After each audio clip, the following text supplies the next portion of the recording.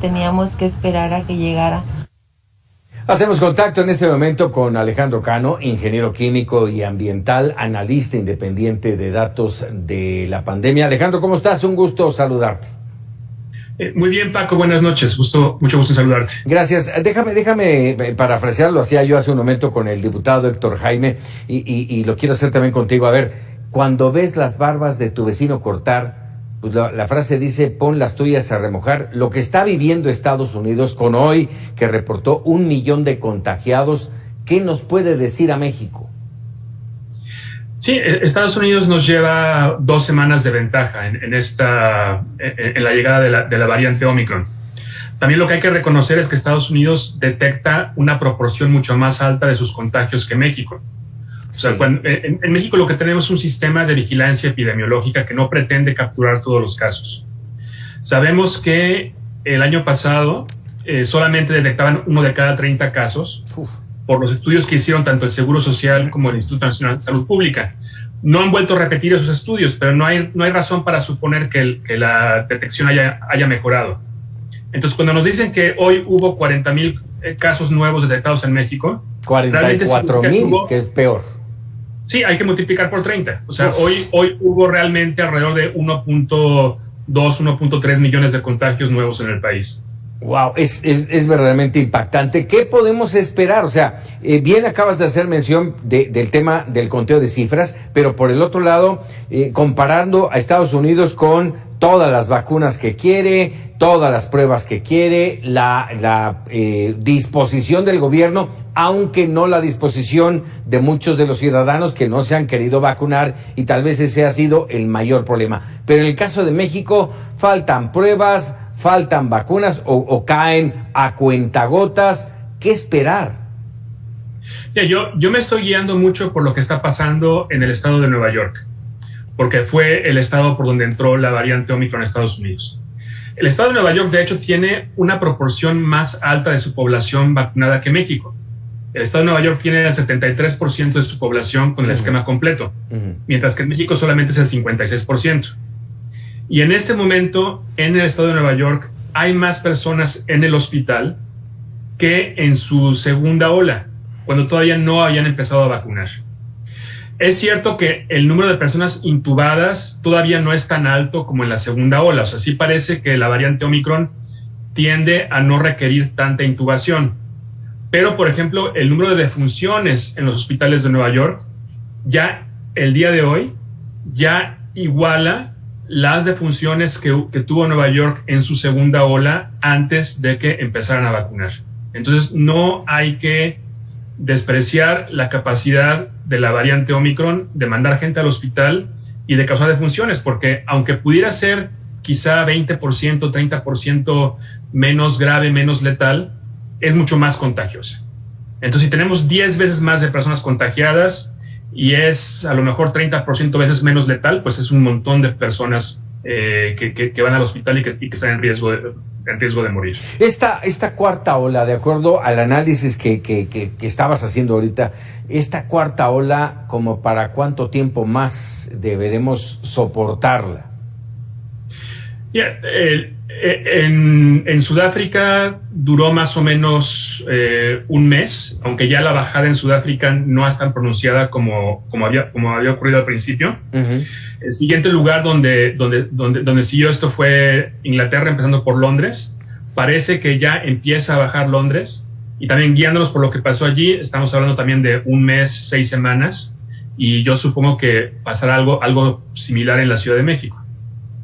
O sea, un mes, 6 semanas. Ahorita 2 semanas, ¿no? Entonces estamos hablando de por lo menos un mes más.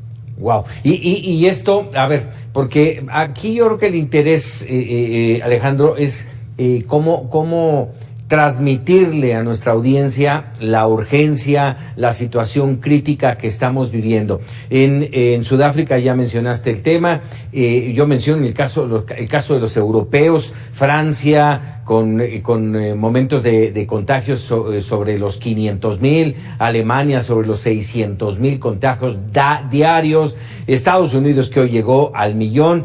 Tú mencionabas ahí la falta de de conteo real en México y que estos 44,000 podrían convertirse en millón y más en un solo día.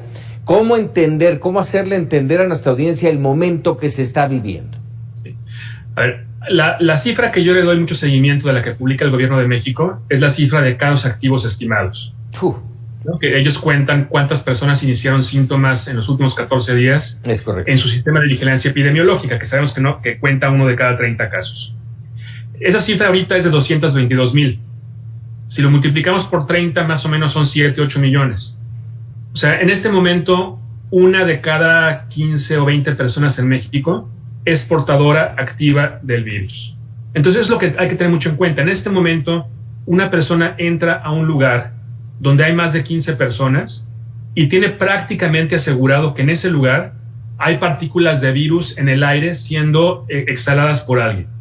O sea, el riesgo de contagio en México nunca había sido tan alto como en esta semana y no hemos llegado todavía al pico de la ola Omicron. Entonces, lo que es importantísimo es, primero, tratar de no ir a lugares donde hay otras personas, en la medida de lo posible. Y si no lo podemos evitar, lo que es importantísimo en este momento es usar mascarillas. Ya no les quiero llamar cubrebocas porque da la impresión de que solamente hay que cubrir la boca. O sea, mascarillas, esta que me acabo de poner es una KF94, pero también hay N95. La característica más importante es que se ajustan perfectamente bien a la cara. O sea, yo aquí, si me inclino un poco, no me ve ningún hueco. O sea, este material hace que no se pueda colar aire sin filtrar ni junto a mi nariz, ni por mis mejillas, ni por el mentón. O sea, todo el aire que yo respiro está pasando y siendo filtrado por este material. Y esta es la barrera más importante que tenemos en este momento para evitar los contagios. Valen 30 pesos, 40 pesos. Se pueden reutilizar, o sea, se pueden utilizar 5 o 6 días mientras no se humedezcan, mientras las correas no se hagan aguadas. O sea, mientras tenga yo un buen ajuste, las puedo reutilizar. Entonces, por 10 pesos al día de inversión, me puedo yo proteger. Esto en este momento es lo más importante que podemos hacer para tratar de evitar los contagios.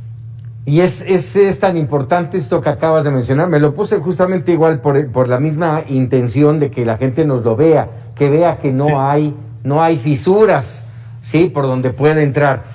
Pero además de eso, que la gente no lo traiga aquí, aquí, porque de nada sirve.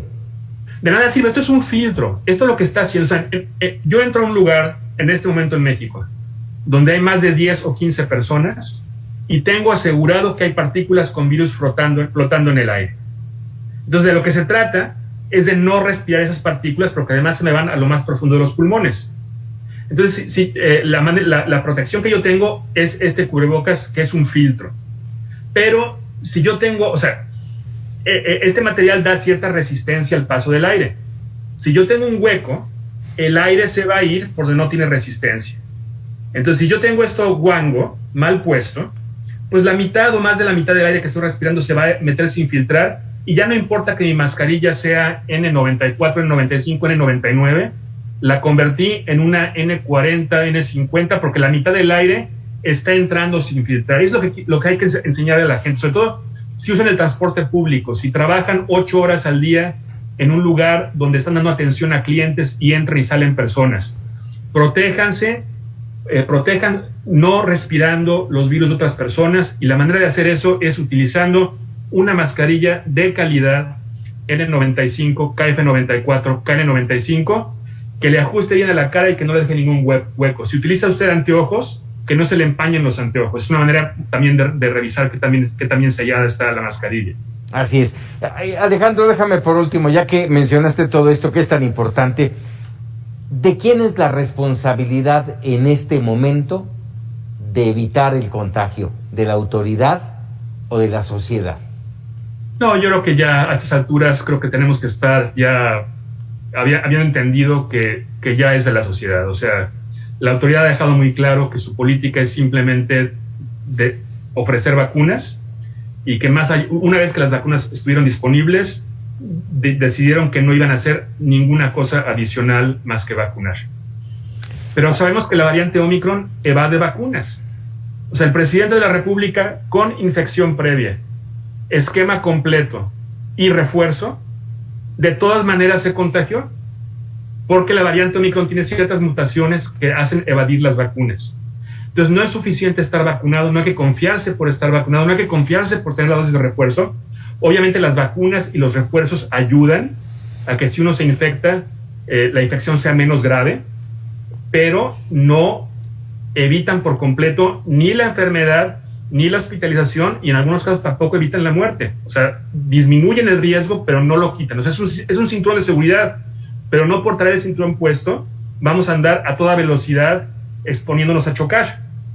Entonces, en este momento, lo más importante es evitar contagiarnos, y para evitar contagiarnos no hay que respirar los virus de otras personas, y eso en este momento lo hacemos evitando entrar a lugares donde hay más de 10 personas. Si nos vamos a juntar con alguien, hacerlo afuera o en un lugar muy bien ventilado, y sobre todo usando mascarillas de calidad perfectamente bien ajustadas a la cara para que filtren todo el aire que respiramos a través del material de la mascarilla. Alejandro Cano, agradecido siempre de que nos regales unos minutos, sí, y con esta explicación muy puntual y muy necesaria para el auditorio en un momento crítico de la pandemia en nuestro país. Muchísimas gracias. No, con todo gusto. Muchísimas gracias. Muy buenas noches, Alejandro Cano, ingeniero químico y ambiental, analista independiente de datos de la pandemia. Yo creo que muy valioso lo que hoy nos compartió aquí en Mega Noticias. Siguiendo en este tema, largas filas, cansancio, desesperación.